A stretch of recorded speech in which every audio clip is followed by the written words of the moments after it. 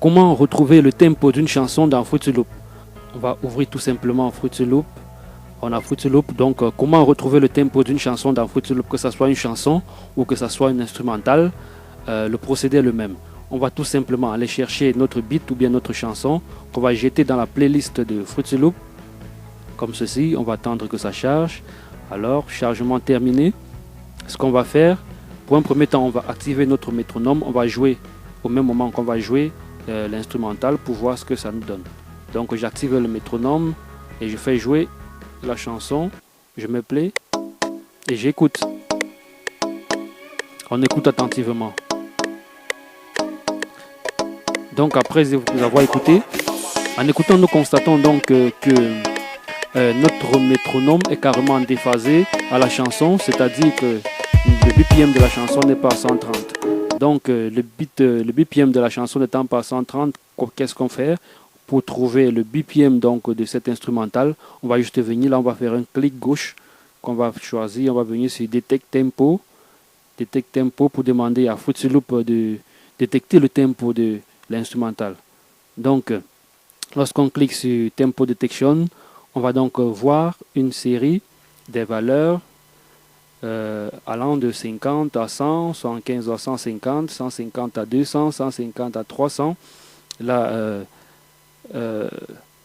Fruity Loop nous demande de choisir, de donner une marge de BPM en fonction de ce que nous avons demandé à calculer.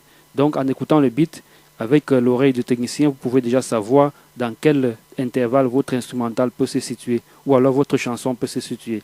La chanson telle que j'ai écouté le beat, pour moi, je suppose qu'il varie entre 75 et 150 le BPM. Donc je vais cliquer sur 75 ou 150. Donc je vais laisser, Fruity Loop va calculer et il va me proposer les calculs. Il faut laisser le temps que ça calcule normalement. Donc ça calcule. Ok.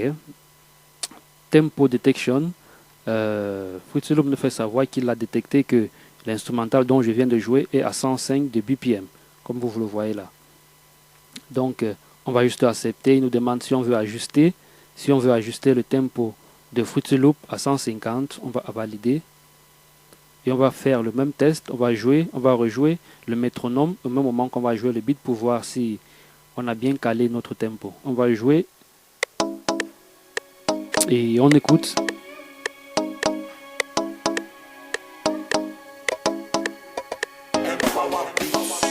Là maintenant nous pouvons constater, nous pouvons confirmer que notre tempo est effectivement à 105. Sinon on peut encore jouer. Je vous conseille de jouer encore un peu plus devant pour voir si c'est toujours pareil. Le métronome et notre instrumental en face.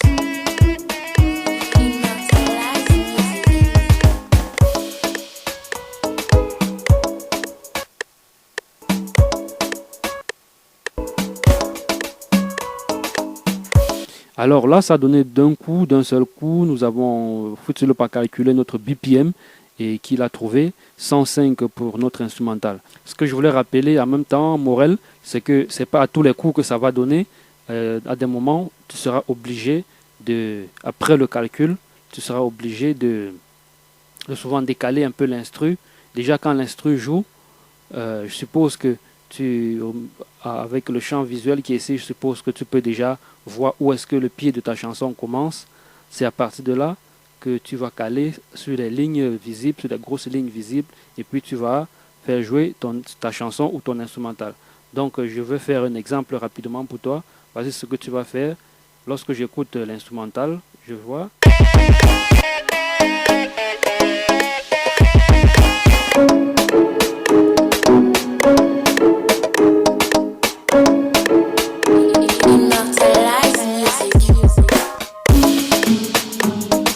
Alors après le roulement, je constate que notre premier kick, le pied qui vient s'éclater ici.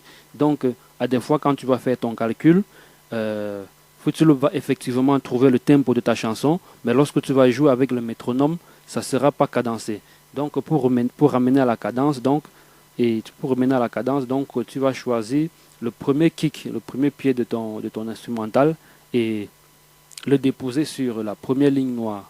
C'est-à-dire, par exemple, voilà une ligne noire, tu regardes, si c'est pas bien calé, tu vas juste venir ici, tu vas choisir non, et puis tu vas décaler, tu vas faire en sorte que ton kick là puisse se déposer sur la première ligne ou bien sur l'une des lignes noires foncées. Alors c'est fini pour ce tutoriel, j'espère que vous avez aimé. Avant de quitter, n'oubliez pas de vous abonner à ma chaîne. Je vous invite à vous abonner à ma chaîne, de partager la vidéo, de liker et surtout j'aime les commentaires. Laissez-moi quelques commentaires à savoir si vous avez aimé ou pas. Si vous aimeriez que je fasse un tutoriel pour vous, posez-moi la question dans les commentaires et je ferai une vidéo pour vous.